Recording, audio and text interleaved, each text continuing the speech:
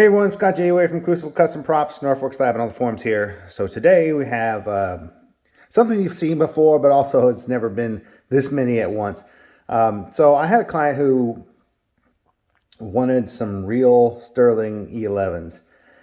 And here they are. These are demilled sterlings from,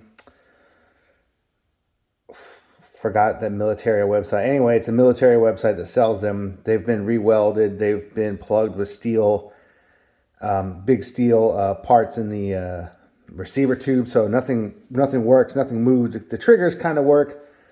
You can select different positions here, but they don't really do anything. It's just there. So.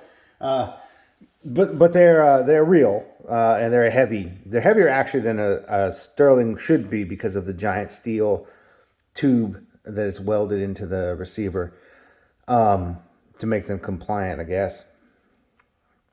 They didn't come with any paperwork, but they claim that they're they come with a receipt and everything that shows that they're demilled and all that stuff. But other than that, so what we got on here are some Field Marshal or Blaster Factory T-track, scope rails, and some real vintage Hanksler counters, and real vintage M38 scopes. We have various types. We have two of the short front bell and one of the long front bells. Pretty straightforward. Now the client he lives close to the Blaster Factory, so he's going to pick up his power cylinders in person and just use magnets to what I do is put the little flat magnets on the bottom and just stick them right on there. So that's what they're going to do when they get that, because they're local-ish, as far as I understand. But yeah, so here they are. Sorry for the gloves. I cut the bejesus out of my hand. You can kind of see the Band-Aid under the glove. But anyway, it was bleeding quite a bit, so this is helping keep the blood in check. But the screwdriver slipped putting one of the M38s on there, and yeah, it just ripped me open. Anyway, so whoops. Anyway, I'll just take you over a little tour of these. They're heavy, real heavy, but they do have solid steel blocks put into the receiver tube. So there's no taking these apart. There's no doing anything. But they are what they are, and they have, I did cut down the magazines. You can take out the magazines. You can take them out, put them back in, but they're all welded up. Nothing to see. You can extend the stocks as well. The stocks will extend and lock into place, but that's about it. Oh, don't fall. So yeah, these things are heavy. But this one's missing the charging handle. It just didn't come. It wasn't in the box or anything. So I imagine he can get a replica one from Field Marshal and stick that in there.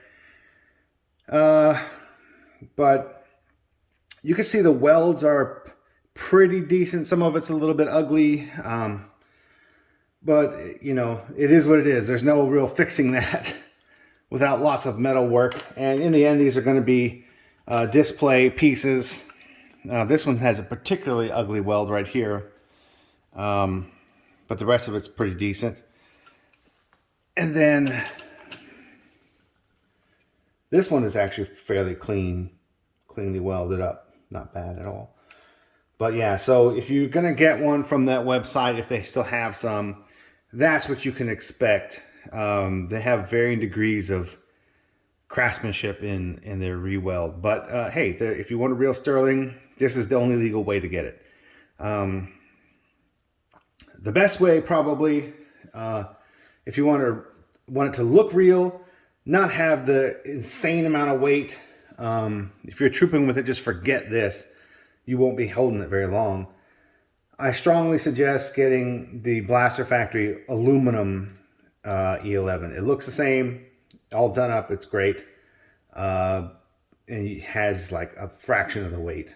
And you can get real parts to accentuate it with magazines. I think he still sells the socks. I mean the stocks, the back caps, grips. You can do a fair number of things to the aluminum kit to make it look, excuse me, very, very original. But anyway, here are three real Sterling E11s for your viewing pleasure. And thanks for watching. All right. Bye-bye.